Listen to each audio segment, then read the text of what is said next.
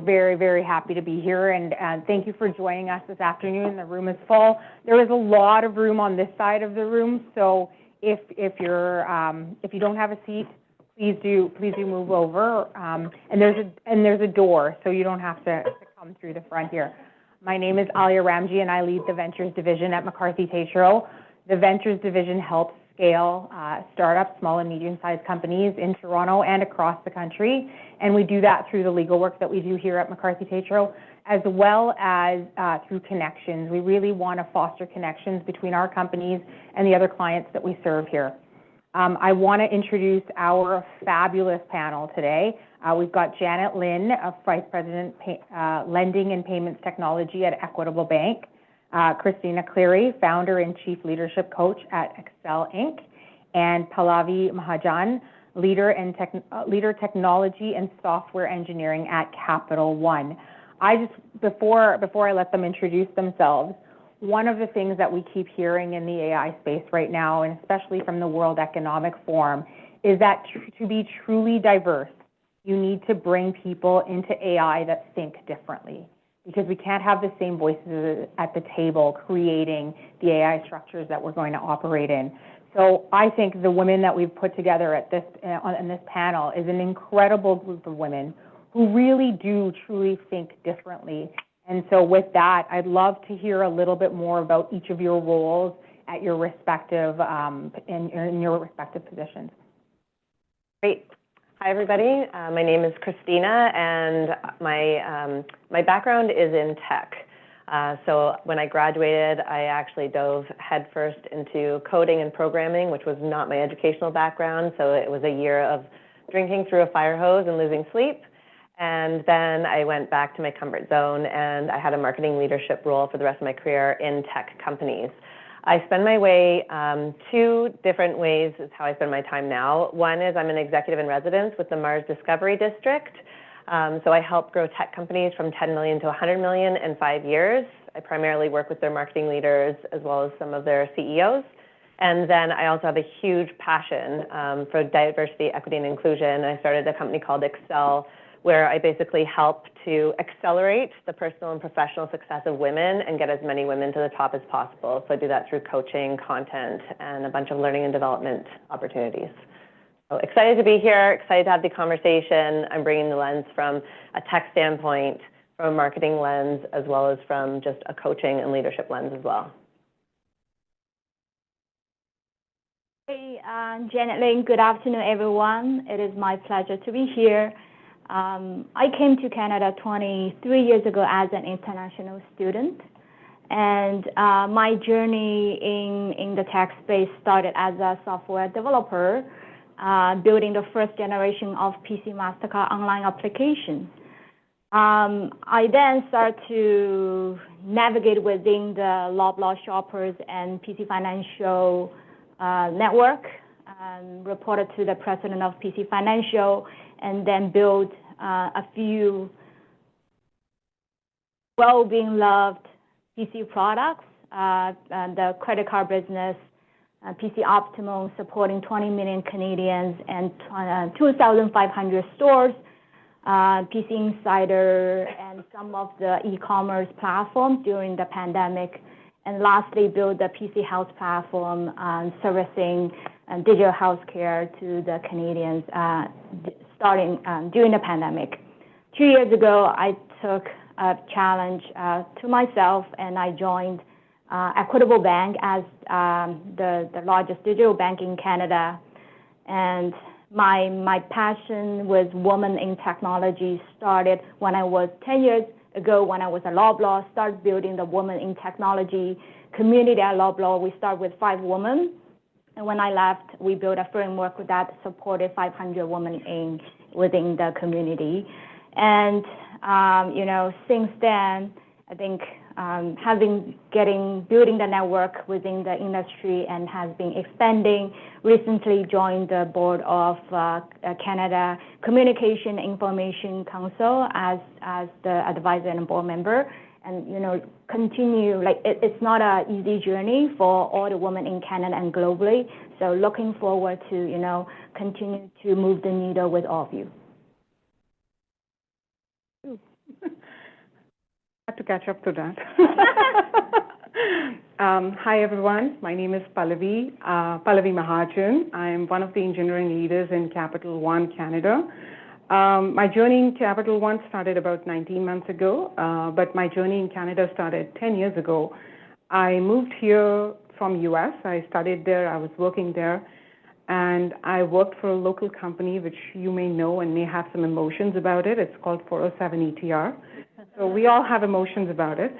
And then I moved over to Capital One. And when I made that change, I made a change which was a promise to myself that I'm growing, and I'm growing with the change. And 19 months in, here I am, growing with the change in front of you all. Being part of a Women in Tech, I encourage everyone to be part of a journey, to learn through the change.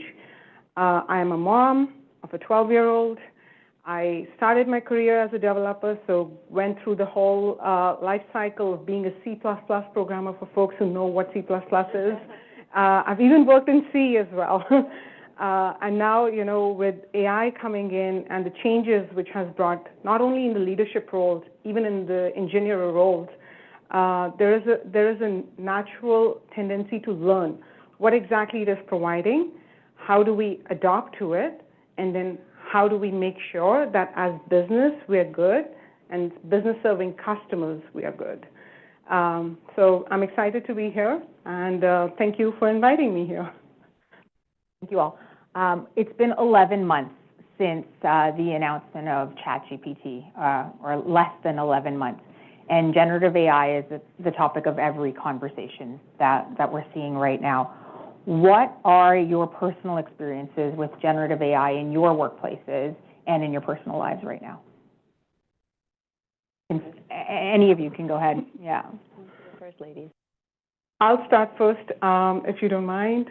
Well, the first thing I did, and this is me being really curious, George out there, I went in, gave ChatGPT my LinkedIn profile and said, give me the summary of it. It created a good summary, but it wasn't good enough for me. It was slowly with time that I learned, you know, you can regenerate and learn the tools along with it.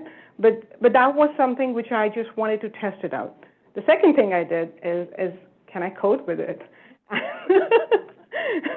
And me being the curious George, I was trying to make serverless experiences happening, and I was trying to do things on my personal computer. But then it was a learning experience, and it wasn't just for me. It was for my husband, for my son. I could see them doing the same thing. So it was overall, as a family, we were trying to just learn what exactly does it do, and how can we learn out of it as well. Yeah, so I think that that's a great segue into the point that no matter what role or what industry you're in, there is an application, there is an opportunity for you to apply AI tools. So I'm curious to know in this room, how many people use an AI tool every day? Every day. So less than 50%, and I would think this room, because we are primarily in tech, is going to be higher than any other industry. So I think that it's important that we do experiment with these tools, and that we ensure that we're spending the time in investing in these tools and playing around with them to see how we can use them, how they can help support our roles. Anyone in marketing, communications, internal communications, HR, so in our role, no matter what industry you're in, like, it is very beneficial to leverage the AI tools, right? Huge efficiencies achieved through communications, even through emails. There's some really fun AI tools out there that will actually write the email in the tone that you want, et cetera. So for me, I use it a lot for communications. I use it to create full campaigns end-to-end. I use it to create social media posts. I test it in all sorts of different ways, pretty much on a daily basis. So yeah, I can apply it all day long, but I do use it daily. And I think that, you know, one of the unfortunate things when I'm having discussions with women is how many women are not diving into these tools and experimenting with them. And I think that's part of the learning process that our keynote alluded to, is you have to learn, you have to experiment. So we'll get into that a little bit more, I'm sure. I will share something. I think from a personal perspective, and this is a guilty example, but it tells you how often like the ChatGPT has been adopted from my day-to-day life. If you had this example in your life, don't feel bad. Don't feel bad. Like I actually, when my daughter came to me, asked me for questions, I sometimes now say, oh, don't ask mom, ask ChatGPT. But I think like from also a work perspective, it's a great tool for us to like have the draft for like very important emails, for example, as a draft for reviews and presentations, those kind of things. But there is gap, and like you can provide the inputs, but the output has to be reviewed, and like you have to actually put in your mind to take this to the level that you are comfortable to bring it to your audience. I also wanted to share the example that 2 months after, so this OpenAI was announced in November last year.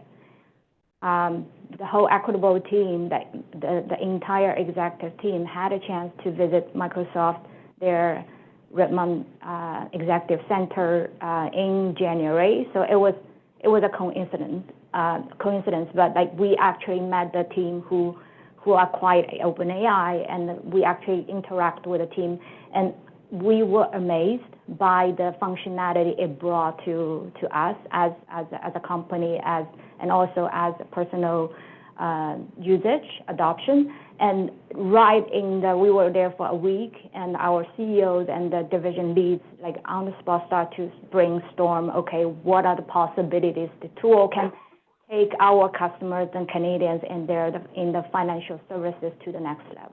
It was a great opportunity to understand the culture and the behavior in their roadmap. Ladies, we sit in a room of tech leaders, and Christina, I think you hit the nail on the head, that only 50% of the women in this room are experimenting with the technology. And, you know, we've heard some statistics this morning, and I'm going to give you some more to digest. Currently, only 22% of AI employees globally are women, and women make up 26% of the data and AI workforce, and only 16% of tenure-track faculty focused on AI are women. So we're already coming at this from a disadvantage point of view. But everyone is growing up on AI at the same time. We are growing up on AI at the same time as our male counterparts. And so we don't have to catch up this time. This time, we really have the opportunity to be on an even playing field. So in your work, Christina, at Excel, you focus on helping women accelerate their success. What are the ways that the women in this room can leverage AI to accelerate their success, not just in particular categories, but also from a leadership perspective as well? Yeah, so I think we heard a lot of great concepts that were introduced by the keynote speaker as far as, you know, those 7 or 8 categories that we can lean into. And to answer your question, I don't think there is a right answer. And I think we don't really know what the future holds with regards to AI. There are so many unanswered questions with regards to what is coming in the future. But we have been through change like this before. Maybe it wasn't the exact same thing, but we've been through, well, I have definitely been through, some of you were probably not born, Y2K. We have been through, you know, social media coming out into the world. And I remember specifically when those changes were coming out too, it was like, oh, no, I'm not going to like create a Facebook account. Like it's not secure. People will know about my personal life. And there's always this adoption curve, right, when it comes to innovation. So I think for women, I think we really need to embrace and be early adopters as much as possible, especially women in tech, because we know there are a lot of laggards. We know there are a lot of late adopters that are, you know, that are women as well. And we need to have some innovators and early adopters out there, and we have to bring other women along. So the other day, an anecdote when it comes to kids is I was at one of my kids' hockey practices, and this woman's like, oh my God, I have to go write this letter to get approval for my high school kids to go in a cab to teach a dance class. Like, oh, well, like, what does the letter need to say? I'm like, here, like, just put it into ChatGPT, it will write the letter for you. She's like, what? Like, what do I put into? Like, ChatGPT. She had never even heard of it. So we need to bring other women along, especially women who are not in tech. I look at it as part of our responsibility is it's hard to stay up to date on everything. We get bombarded with so many pieces of information on a daily basis, so many tools. So a couple of things. One is to ensure that, yes, like we are learning and we are constantly learning and investing in our own education. And I know a lot of women who do not create personal development plans or career plans for themselves. And I think that you have to figure out, like, not only am I going to learn, but I'm going to be intentional about that learning plan. So when I look at the next year ahead, if I look at, for example, if I'm thinking about 2024, what is my learning and development plan going to be for myself? I'm going to go to one conference a quarter, like this. I'm going to speak on stage in, at least once a year. Or if I'm not speaking on stage yet, I'm going to like raise my hand, I'm going to start to speak on stage. I'm going to go to X number of webinars. I'm going to invest in X courses, or I'm going to network with 3 new people every quarter. Like, you have to decide, but if we're not intentional, what happens? We're heads down, we're doing our job, we're being with our kids, we're being with our partner, all of these different roles we play, and guess what? Learning and development, bottom of the list. Health, bottom of the list. So A, we have to be intentional about our learning. 2, same thing for experimentation. We have to start using these tools. We have to keep up. We have to learn from other people who are using them. We have to experiment and see how they can apply in our lives. I'll stop there to let the others talk, because we could talk about this all day. Thanks, Christina. Pallavi, you are really following Christina's lead in being an early adopter, right? Right away, you're using it in how do I code? How do I use it to my advantage? Can you share examples of how you've integrated AI in your work stream, and what considerations you've made regarding the ethical frameworks and data protection in your workforce?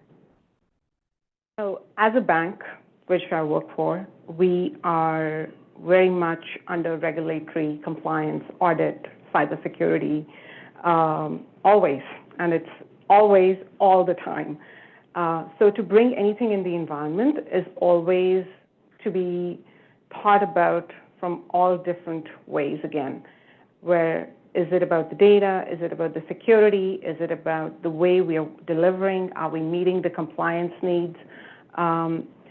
So the bank has started using a pair programming tool. Some of you may have heard about GitHub Copilot. So they've started experimenting. It's still at proof of concept stage, still to understand what that looks like. And when we bring it in our environment, how do we help facilitate faster delivery for our product initiatives, for our customers at the end of the day. So we started progressing towards that, but just with, like what Mamta said before, as a financial institution, you just have to take it slowly, a tad bit slowly, but enough to start making a difference. Everyone's using it in their personal time to just understand what exactly it is that once we bring it in our environment, how does it make that difference? So we've started including that kind of tooling. But I don't know if you guys realize, if you use Gmail almost on a daily basis, it's helping you complete your sentences. It's helping you write the email. That's your AI in works with you.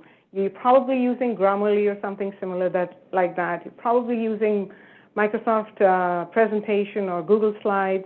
It's helping you frame up that thing. From what Christina said, continue doing so. That way you're not behind. You're ahead of the curve. Continue using these tools on a daily basis, and that's what's putting us ahead of the curve right there. So I hope I answered the question. You answered the question, and you've pushed me to ask Janet something, because Janet is working on customer experiences. And so you talk about the experience with your colleagues a little bit. Janet, you're also at a bank. Tell me about the customer experience using AI and how generative AI can influence that customer engagement and your colleague engagement as well. Great question. Because I came from like a large consumer-facing experience, so like that has been framed my my journey, my personal career journey, like customer is always in the center of whatever I do and my team does. So when I think about how AI can actually improve the customer experience, it's number one, it drives personalization at scale, right? What that means is, think about as a retail customer or financial services customer, when you interact with the retail company or financial institution from any type of channel, online, mobile, IVR, in person, that not only the system or the person that you interact with understand who you are, but the other side also can, based on the data, the transactional data, your account information, personal information, your historical, and your behavior, offer you much more that it just hit the needs of yourself, that you might not even know what you need, but a system based on AI and generated AI, it can offer you those potential upsell, cross-sell services, information that you might not be aware. So that's like a customer personalization at scale. And from a colleague perspective and employee perspective, the type of AI can definitely improve internal colleagues' productivity and make your life easier, make colleagues' life easier and much more effective. And at the end, like when your customer happy, your colleagues feel much productive, it drives from the fundamental business outcome. I want to push on that customer experience piece a little bit more and switch gears at the same time. So, we talked about the statistic where 22% of AI employees globally are women, which means 78% of AI employees are men, which means that 78% of the people who are designing AI and algorithms are men, and they're selling to probably 50% of the population. And so what we see in these large language models is the potential for bias. And if not developed and used responsibly, we're going to see a lot more bias and discrimination within our AI tools, especially in the service of our customers. So while you both work at a bank, Janet and Pallavi, how do you think about the steps that your organizations can take to ensure that generative AI systems are built with fairness, transparency, ethical considerations, and then are de-biased?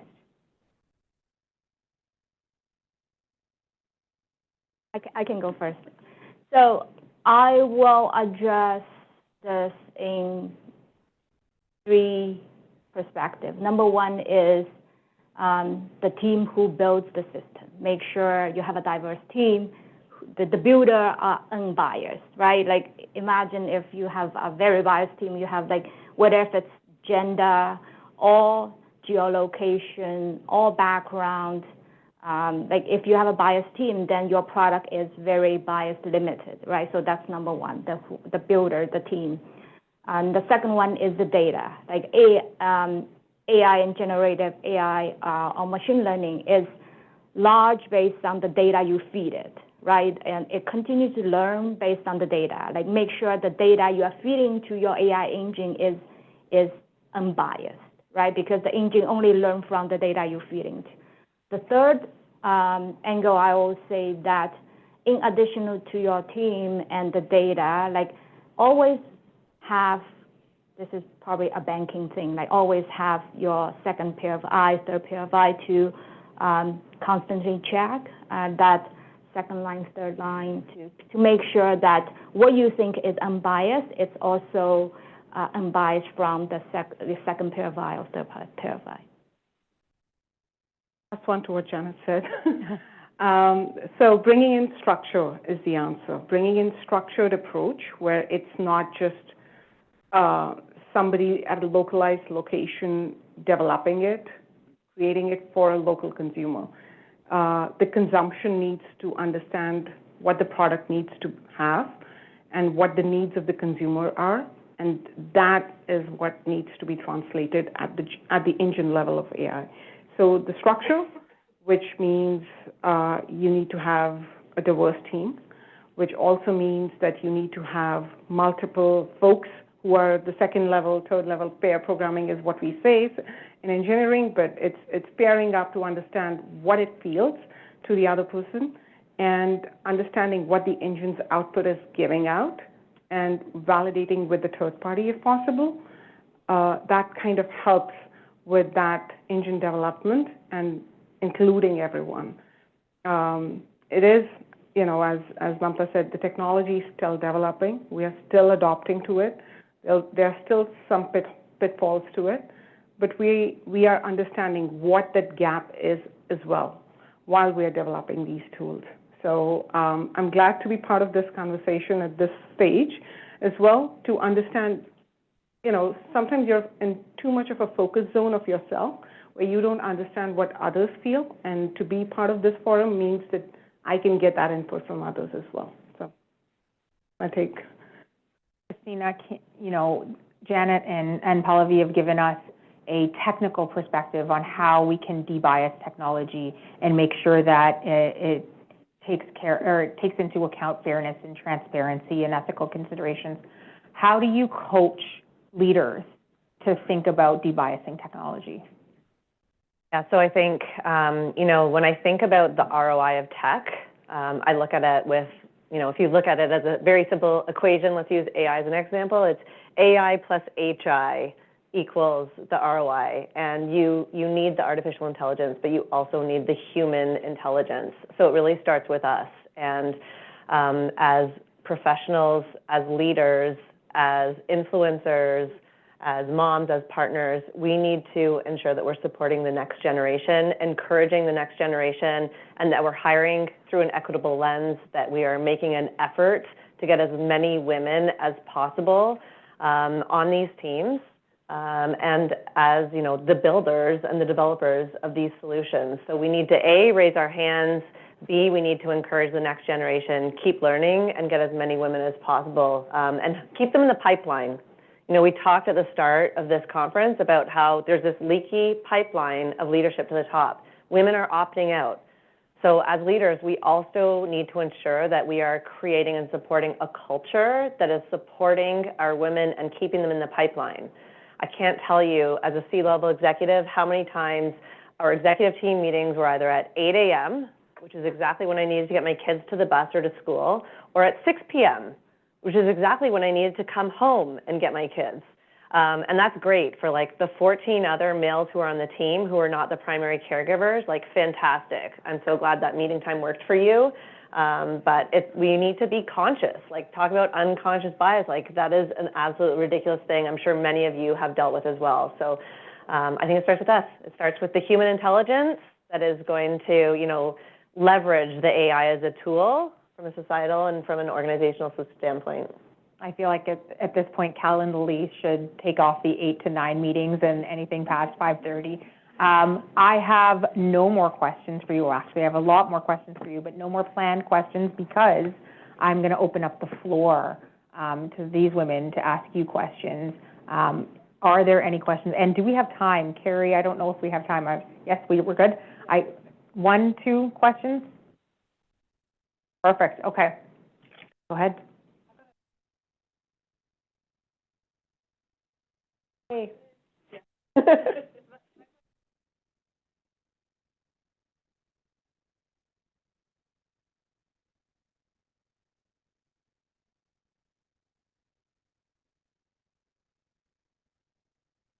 Can you repeat your question because we couldn't hear from here? We're getting the mic. Repeat it word for word. Do not veer off course. There was a bit of a ramble there in the beginning.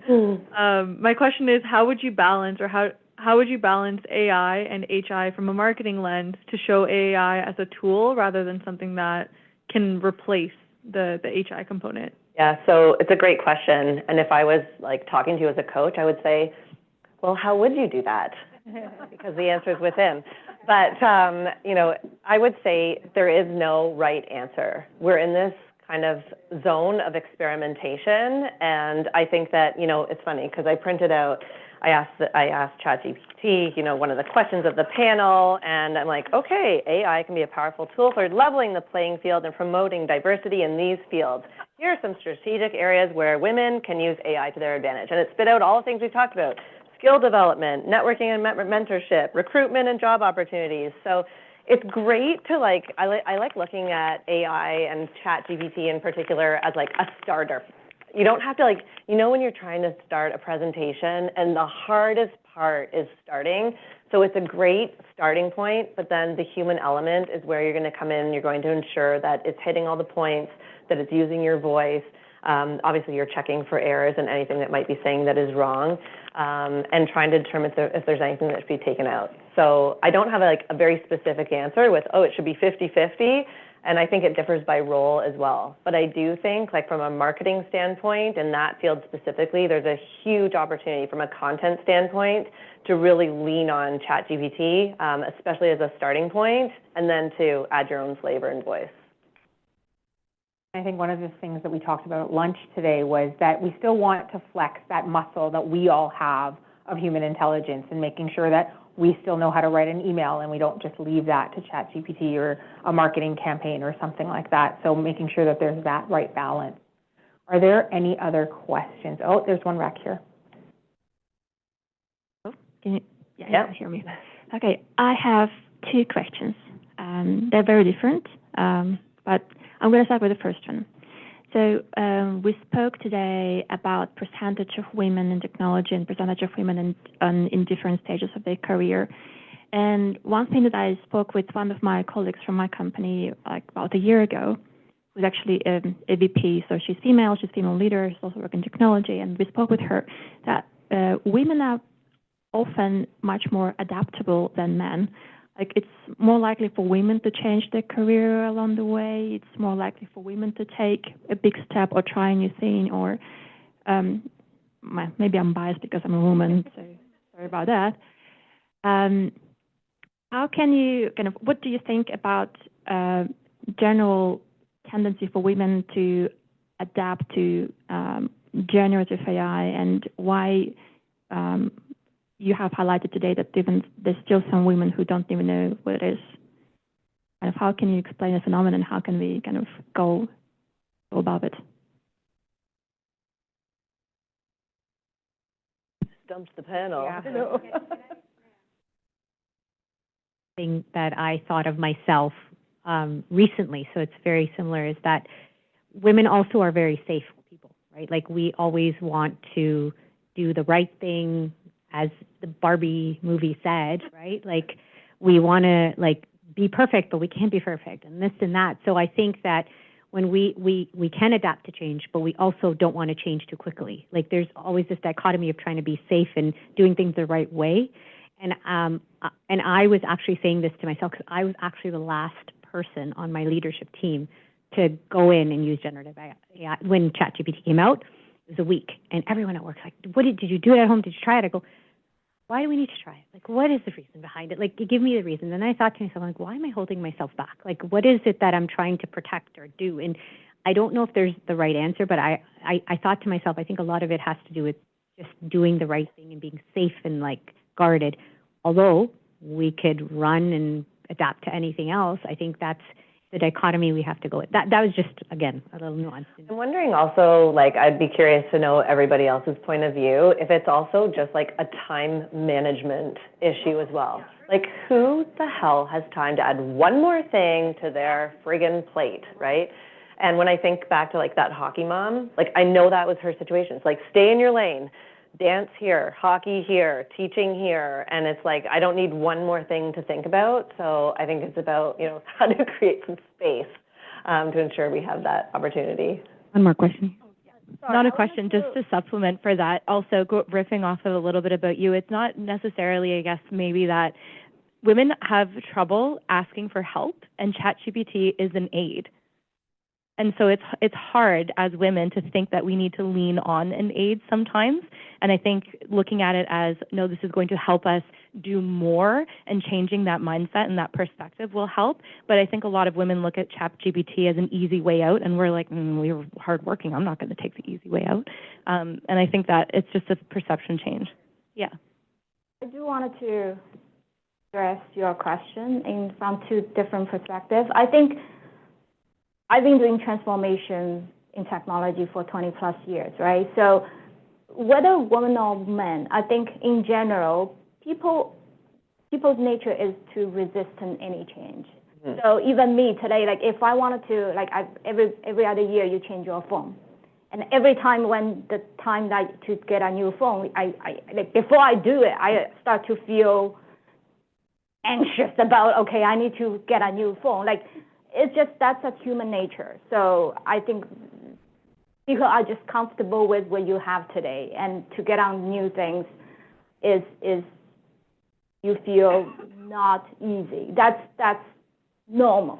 That's normal. However, I do think being a woman in technology, like we need to have the continuous learning. We need to have the mindset of being like a disruptor, because like this is the market, like the market we are in as a woman in technology. Like we have to embrace technology change and drive the change.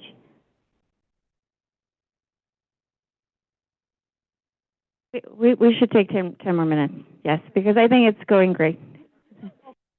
We have Yulia, and then we have Rebecca.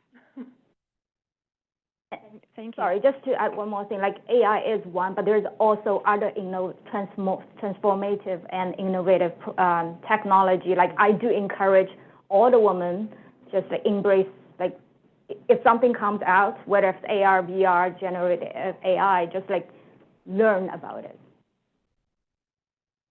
Yeah, you had another question? Yeah. I do. I will reiterate, I hate change, like, especially when you have to wear pants with a button versus leggings at a live event, which hopefully, that's the example I thought you were going to use. No, I wear pants. Too bad. Everybody hates pants with buttons. Yeah. Like kids, even like my kids hate those buttons because they're also annoying. So the other question is, again, going towards generative AI, but just taken from the other angle. When you think about generative AI adoption, about ChatGPT in general, one of the phenomena kind of why it became so kind of crazily fast adopted is, in my opinion, I'm happy to hear your opinions, of course, as well, is because it gave machine learning a very nice, very friendly environment, right?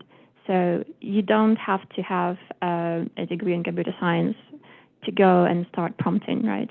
You probably want to have some domain knowledge to prompt better, right?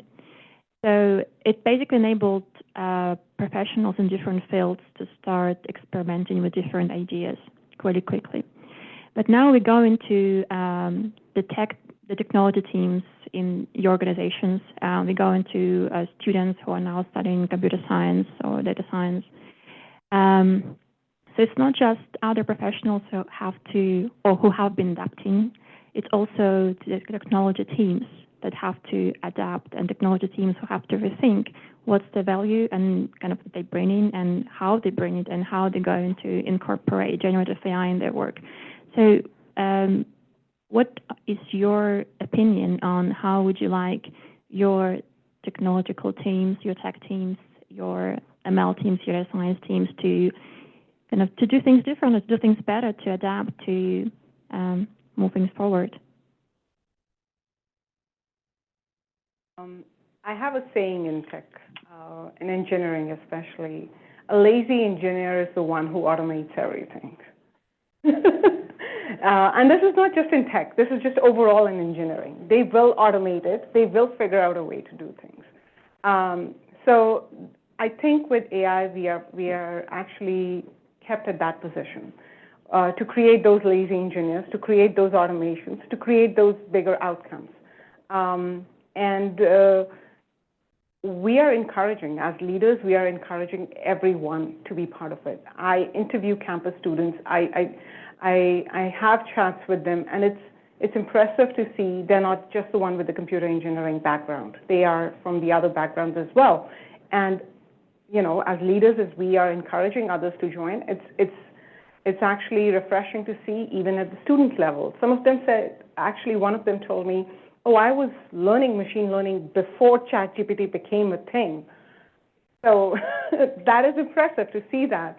And it's good to see that they're actually focusing towards that as part of their career and learning along with that, because with learning comes growth, and with growth comes better opportunities. And that's exactly what I would like for, especially the folks I work with, learn and grow together.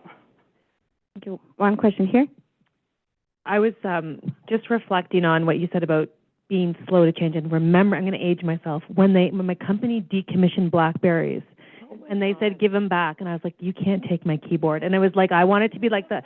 But like now I use this no problem. So I do want to challenge the notion that women don't ask for help, because I actually think, going back to what you're saying about time management, I ask for help all the time when it comes to like raising my kids. And in fact, I don't have enough time to think through all the options. It's actually overwhelming. So often the things that I do when it comes to making decisions with my kids is like, did that work for you? Good, I'm going to do it. And like literally that's been my style. So I wonder if part of it is, you know, and I'm at a hockey rink a lot and a soccer field a lot. So it's like maybe we need to be AI influencers among our own network of women. I do the stuff that I do because I know it freaking works.